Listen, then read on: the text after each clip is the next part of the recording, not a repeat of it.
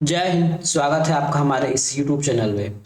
आज हम चर्चा करेंगे लाइट प्रकाश के बारे में। ये हमारे प्रयोगशाला परिचारक भर्ती परीक्षा की तैयारी के श्रेणी में वीडियो चल रही है, जिसमें हम तैयारी कर रहे हैं लाइट, है ना, जो फिजिक्स का पार्ट है। प्रयोगशाला परिचारक एग्जाम में 60 नंबर के जो प्रश्न है वो केवल साइंस पार्ट से पूछे जाएंगे। ठीक है। और सिलेबस में लिखा गया है कि वो क्लास 6 से लेके क्लास 10 तक के सिलेबस या फिर उसके स्तर का होगा, लेकिन ऐसा होता नहीं है ना। उससे ऊपर का भी प्रश्न आ सकता है और बहुत ही लो लेवल का भी प्रश्न आ सकता है। तो हमारी कोशिश ये रहेगी, हम आपको ऊपर ऊपर ना पढ़ा के, डेफिनेशन ना पढ़ा के, जो एनसीईआरटी है और जो एससीईआरटी है, एससीईआरटी मीन्स जो छत्तीसगढ़ के बोर्ड में, है ना, छत्तीसगढ़ बोर्ड के जो सिलेबस है क्लास 6 से लेके 10 तक का विज्ञान, और एनसीईआरटी क्लास 6 से लेके 10 तक का विज्ञान, उसको हम सम्मिलित करके आपको पढ़ा रहे हैं। जैसे ये लाइट चैप्टर है, इसमें आपको एनसीईआरटी और एससीईआरटी दोनों के कंटेंट देखने को मिलेंगे, जो अच्छे से बताया होगा जिस बुक में, या फिर जो एक्स्ट्रा होगा उसमें हम बता रहे हैं।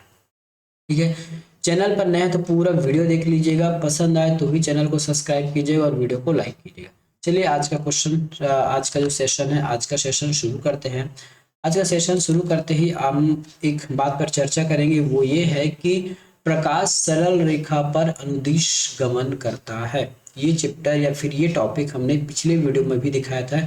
ये हमारे प्रकाश का दूसरा वीडियो है।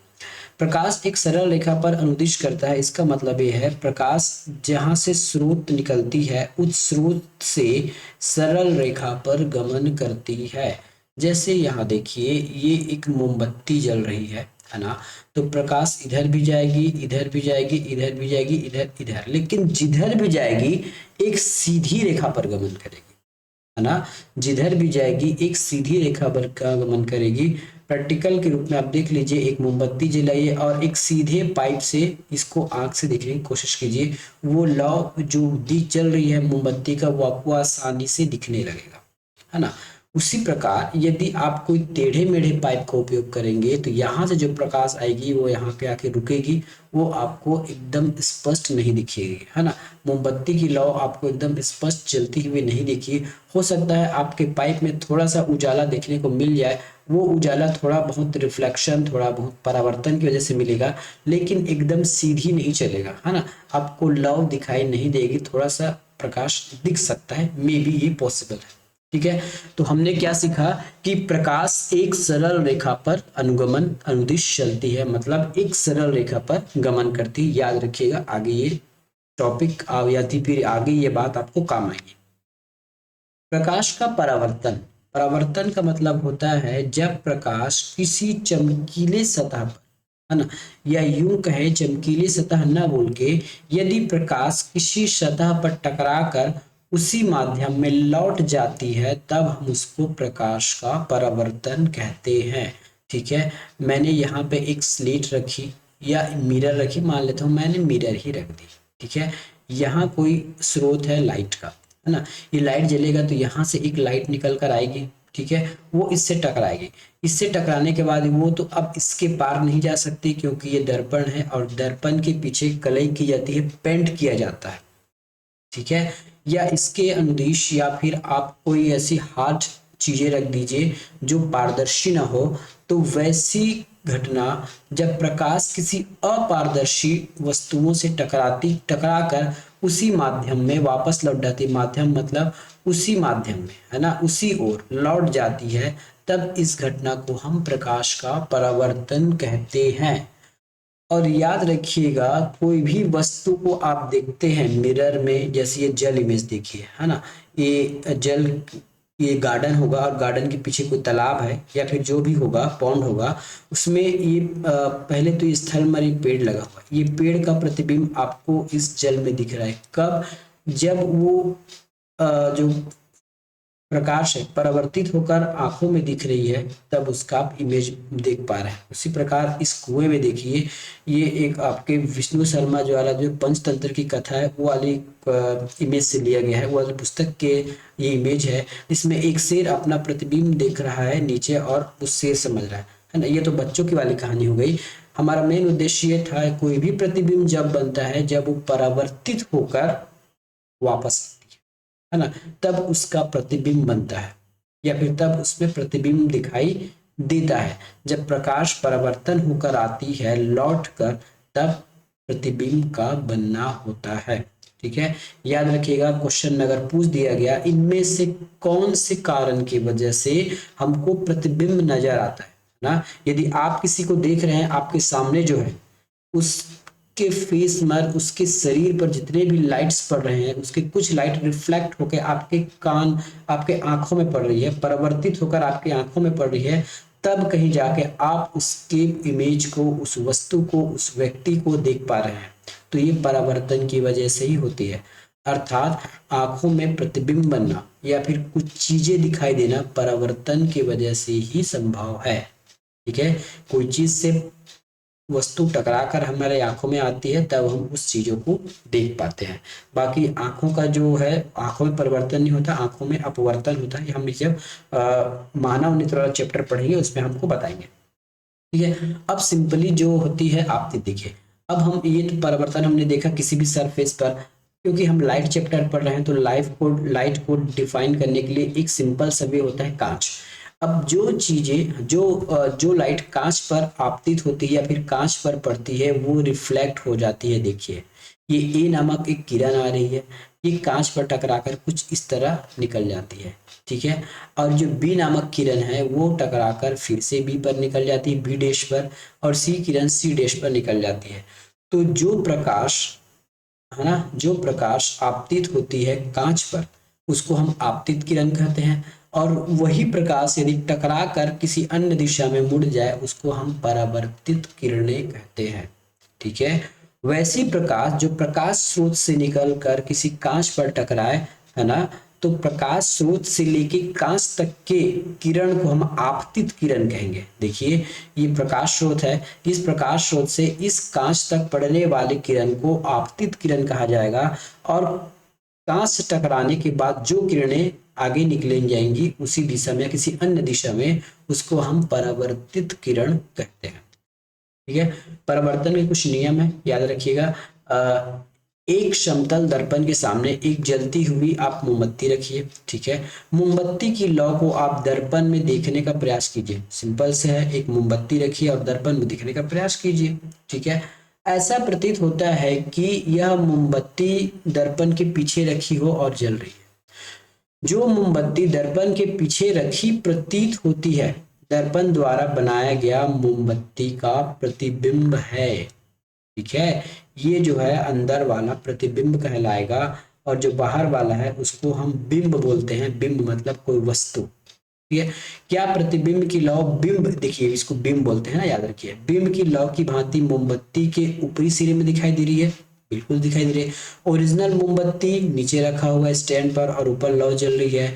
इमेज में भी नीचे मोमबत्ती रखी हुई दिखाई दे रही है और ऊपर लौ दिखाई दे रही है, तो बिल्कुल सही बात है। ठीक है, दिखाई दे रही है। इस प्रकार यह सीधा प्रतिबिंब है, और यदि यही प्रतिबिंब उल्टा होता, उल्टा मतलब इमेज में कांच में कुछ इस प्रकार से, इमेज को देखिएगा, कांच में कुछ इस प्रकार से दिखता है कि नीचे जलती हुई प्रतीत होती इस प्रकार से, है ना, तो ये हमारा उल्टा प्रतिबिंब होता। क्योंकि समतल दर्पण में हम अपने आप को भी देखते हैं, हमारा सिर ऊपर है और हमको ऊपर ही नजर आता है समतल दर्पण में, जिसमें आप अपने बाल संवारते हैं। वैसे मेरा बाल तो कम है, आप संवारते हैं तो आपका जो सिर है ऊपर ही दिखता होगा, तो वो सीधा प्रतिबिंब है।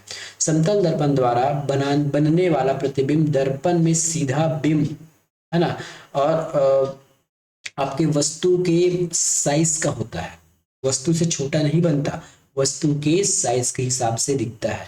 ठीक है, तो ये आपको याद रखनी है कि समतल दर्पण में बना प्रतिबिंब सीधा होता है।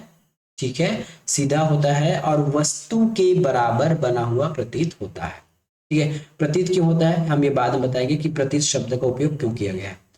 परावर्तित प्रकाश की दिशा अनुदिश दर्पण में देखिए, क्या दर्पण में आपको टार्च पर लगी झुर्रियां दिखाई दे रही है? ये देखिए, अब ये परावर्तन वाला है ना, यहाँ पे कोई टार्च है, यहाँ पे कुछ रोशनी निकल रही है, निकल के ये रोशनी जब टकराती है तो ये झुर्रियां वापस हमको परावर्तित दिखने को मिलती है। ये होता है हमारा परावर्तन का नियम। ठीक है, अब परावर्तन के नियम में एक बहुत अच्छी नियम है जिसको आपको फॉलो करना है और ये आपके हमेशा काम आने वाला है। ठीक है, इस इमेज को बाद में देखिए। सबसे पहले मैं एक इमेज बनाता हूँ इस प्रकार से, ये दर्पण है ना, नीचे यदि मैंने कलर किया है मतलब ये मेरा समतल दर्पण। कोई प्रकाश इस प्रकार से आपतित हो रही है ना, इस प्रकार से आपतित होने के बाद यहाँ पे ये आएंगे, है ना, यहाँ पे टकराने के बाद जस्ट ये ऐसे निकल जाएंगे। ठीक है, अब हमको क्या करना है, एक इसमें अभिलंब खींचना। अभिलंब मतलब 90 अंश का। अभिलंब का मतलब पता है ना, परपेंडिकुलर, ये नॉर्मल भी बोलते हैं, परपेंडिकुलर है, ये 90 अंश का। मेरे से सीधा नहीं बना होगा लेकिन आपको मान के चलना है कि 90 अंश है। ठीक है, ये प्रकाश आपतित हो रही है, दूसरा निकल रही है। तो इस अभिलंब के, अभिलंब कुछ नाम दे दिया जाए ए। ठीक है, इसको एम और ये एन दे देते हैं। ठीक है, अब ये आपतित किरण और अभिलंब के बीच जो कोण बनेगा, जितना भी बने, 10 20 30 40 50 60 जो भी है, ठीक है, ये इसको हम आई मान लेते हैं। ठीक है, और ये परावर्तित किरण के साथ जो अभिलंब कोण बनाता है इसको आर मान लेते हैं। तो आई और आर, ठीक है, ये दोनों इक्वल होंगे। मतलब आपतन कोण और परावर्तन कोण, परावर्तन कोण क्या होगा, इसको मैं ओ मान लेता हूं और इसको मैं ओ डैश मान लेता हूं और इसको कुछ पी मान लेता हूं। ठीक है, तो कोण O P A is equal to कोण ए पी ओ डैश। ठीक है, कोण आई और कोण आर इक्वल होंगे। ठीक है, पहली बात, ये दोनों इक्वल होंगे और आपतित किरण, परावर्तित किरण और अभिलंब एक ही सतह पर होंगे, ये अटल सत्य है। पहला सत्य क्या है, आपतन कोण, है ना, आपतन कोण किसके मध्य बनेगा, अभिलंब और आपतित किरण के बीच। जो कोण बनेगा वही कोण परावर्तित और अभिलंब के बीच के कोण के बराबर होगा। यदि आई 30 अंश है ना, यदि आपतन कोण 30 अंश है तो परावर्तन भी 30 होगा। आपतित 35 है तो परावर्तन भी 35 होगा। आपतित कोण 40 है, आपतन कोण 40 है तो परावर्तन कोण भी 40 होगा, है ना, और 45 अंश है आपतन तो परावर्तन भी 45 होगा। ये अटल सत्य है। ठीक है, वही आपको इस इमेज में दिखाया गया है। ये एक दर्पण है, एक कोई किरण आपतित हो रही है और ये परावर्तित हो रही है, बीच वाले को हम अभिलंब कहते हैं। ये तीनों बिंदु एक ही सतह पर होंगे। देखिए, अलग अलग सतह नहीं होंगे। देखिए, ये आपतित किरण हो रही है, ठीक है, और ये आपतन के बाद परावर्तित हो जाती है और बीच में हमने एक अभिलंब खींच दिया। अभिलंब वास्तविक में होता नहीं है, जैसे यहाँ देखिए, यहाँ ये लाइट रिफ्लेक्ट कर रहा है तो क्या अभिलंब थोड़ी है। मैं आपको कुछ करके दिखाता हूँ, ये देखिए। ठीक है, कोई लाइट आ रही है और उसके बाद रिफ्लेक्ट हो रही है, लेकिन कोई अभिलंब है नहीं। अभिलंब को हमने खींचा है, अभिलंब को खींचा गया है। किसके लिए खींचा गया है, ये जानने के लिए कि आपतन और परावर्तन कोण आपस में बराबर होते हैं। ठीक है, तो परावर्तन के नियम से हमने क्या सीखा, आपतित किरण, परावर्तित किरण तथा आपतन बिंदु पर अभिलंब एक ही तल पर होंगे, चाहे दर्पण कोई भी हो, समतल दर्पण हो या गोली दर्पण हो। आगे हम गोली दर्पण के बारे में भी चर्चा करेंगे।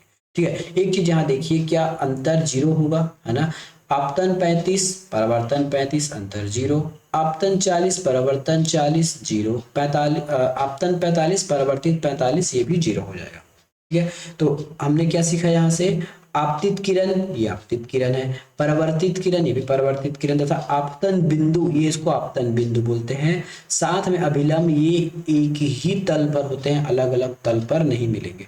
एक ही तल मतलब कांच के एक ही बिंदु पर, एक ही तल पर आपको देखने को मिलेंगे। आपतन कोण सदैव परावर्तन कोण के बराबर होता है। देखिए, ये आपतन कोण परावर्तन कोण के बराबर या फिर परावर्तन कोण आपतन कोण के बराबर होता है, दोनों इक्वल है। ठीक है, समतल दर्पण का उपयोग कर हम उन वस्तुओं को भी देख सकते हैं जो हमारी दृष्टि रेखा के सीधे में नहीं होता। ऐसा कैसे संभव है, देखिए, जैसे आपने आपका आंख यहाँ पे है ना, मैं जैसे आंख बना देता हूँ, ये आंख है आपका, और दर्पण यहाँ पे थोड़ा सा टेढ़ा लगा हुआ है, तो आप क्या है, इस अपने आंख से इसको भी देख सकते हैं। अब कैसे, ये देखिए। ठीक है, क्या कहा गया, समतल दर्पण का उपयोग कर हम उन वस्तुओं को भी देख सकते हैं जो हमारी दृष्टि से सीधी रेखा पर नहीं होते। अब इसको मैं थोड़ा सा प्रूफ करने की कोशिश कर रहा हूँ, यहाँ से देखिएगा। ठीक है, ये मेरा दर्पण हो गया। ठीक है, ये दर्पण हो गया, यहाँ पे कोई वस्तु रखी गई है, मान लेते हैं ये कोई वस्तु है या कोई व्यक्ति है। ठीक है, ये कोई व्यक्ति है, इस व्यक्ति से एक किरण निकलेगी और ये परिवर्तित होकर कुछ इस प्रकार होगी। और यदि मेरा यहाँ आंख है यहाँ पे, या फिर कोई व्यक्ति है, या फिर कोई व्यक्ति दिख रहा है, तो देखिए, क्या ये आदमी इसके सीध में है, बिल्कुल नहीं है ना, आड़ा टेढ़ा है। फिर भी हम इस व्यक्ति को देख पा रहे हैं, क्यों, अपवर्तन, सॉरी, परावर्तन की वजह से। प्रकाश की परावर्तन की वजह से हम इस व्यक्ति को देख पा रहे हैं। ठीक है, जैसे यहाँ कोई बिंब मान लेता हूँ, यहाँ कोई वस्तु है, वो यहाँ पे खड़ा व्यक्ति इस वस्तु को देख सकता है, क्यों? इस परावर्तन की वजह से। ठीक है, दूसरी बात, ये सीधा इसको नहीं देख पाएगा, है ना, इसका इमेज इस दर्पण में कहीं बनेगा, इसके पीछे, इस दर्पण में इसके पीछे कहीं बढ़ने लगेगा, है ना। ये सब कुछ हम आगे और चर्चा करेंगे। अब देखते हैं नियमित और अनियमित परावर्तन, या फिर नियमित और विस्तृत परावर्तन। जब प्रकाश की समानांतर किरणें चिकनी व चमकदार सतह पर आपतित होती है, जैसे दर्पण, तो परावर्तित किरणें आपस में समानांतर होती है। ठीक है, जैसे बहुत सारी किरणें पड़ रही हैं, है ना, बहुत सारी किरणें एक कांच पर पड़ रही हैं, तो वो आपस में समानांतर होंगी, आपतन और परावर्तन दोनों। तो इस प्रकार को हम कहते हैं नियमित परावर्तन। इसको देखिए, ये कांच है, ठीक है, समतल सतह है, यहाँ से एक आपतित हो रही है, ठीक है, और यहाँ से परिवर्तित हो रही है, यहाँ से दूसरा किरण आपतित हुआ, दूसरा परिवर्तित हुआ, तो ये किरण और ये किरण, जो दो आपतित किरण है, एक और ये दो, ये दोनों एक दूसरे के समानांतर होंगे। उसी प्रकार इनसे निकलने वाला परावर्तन ए डैश और टू डैश, ये आपस में समानांतर होंगे। क्यों? क्योंकि इसकी जो सतह है वो समानांतर, वो सतह है जो चमकदार है, खुरदुरा नहीं है ना। अब इसी के विपरीत देखिए, इस प्रकार बना प्रतिबिंब स्पष्ट और चमकीला होता है। इस कांच से जो आपको प्रतिबिंब मिलेगा वो आपको स्पष्ट दिखेगा, लेकिन पानी में क्या आपने अपना शक्ल देखा है या अपना फेस देखा है? क्या वो क्लियर होती है? बिल्कुल नहीं। आंख का नाक का कोई पता नहीं होता, बस एक स्ट्रक्चर दिखता है कि कोई आदमी खड़ा है ना, एक ढांचा दिखाई देता है शरीर का, या फिर जो भी व्यक्ति रहेगा, जो भी वस्तु रहेगा, उसका एक ढांचा दिखाई देगा आपको। जितना कांच पर, जितना ग्लास पर स्पष्ट दिखाई देगा मिरर में, उतना स्पष्ट आपको पानी वाला नहीं दिखाई देगा। यही कारण है कि पानी का जो सतह है वो चमकीला नहीं है, उबड़ खाबड़ है, और पानी कभी कभी गंदा भी होता है। ठीक है, तो इस तब क्या समझेंगे, जब प्रकाश समानांतर किरणें खुरदरे परावर्तक सतह पर आपतित होती है, तो परावर्तित किरणें आपस में समानांतर नहीं होती। समानांतर नहीं होने से क्या होगा कि कुछ प्रकाश कहीं और चला जाएगा, कुछ प्रकाश कहीं और चला जाएगा। इसको मैं आपको स्पष्ट यहाँ से बताना चाहूंगा। ये देख लीजिए, ये हमारा दर्पण है, ठीक है, ये दर्पण है, और यहाँ पे कोई एक व्यक्ति खड़ा है। ठीक है, ये व्यक्ति खड़ा है, यदि इनसे जो भी प्रकाश आएगी, कुछ इस प्रकार से प्रकाश आएगी फेस से, या फिर जिस शरीर के जो भी हिस्से से आएगी, वो परावर्तन पश्चात एक समानांतर पर निकलेगी। तो ये समानांतर जब भी आपके कांच, आपके आंख के सामने पहुंचेगा, तो आपको एकदम स्पष्ट दिखाई देगा, मुंह, कान, नाक, सब कुछ। लेकिन जो कुछ अपरावर्तक है ना, कुछ खुरदुरा सतह से यदि कोई प्रकाश, है ना, ये दे, ये इधर चल रहा है, एक इधर चल रहा है, कोई और किधर चल रहा है, समानांतर है ही नहीं। इस प्रकार से ये चीजें या फिर ये वस्तुएं की जो प्रतिबिंब है हमको स्पष्ट रूप से दिखाई नहीं देती है। ठीक है, ये जो चीजें हैं वो हमको स्पष्ट रूप से दिखाई नहीं देती है। लेकिन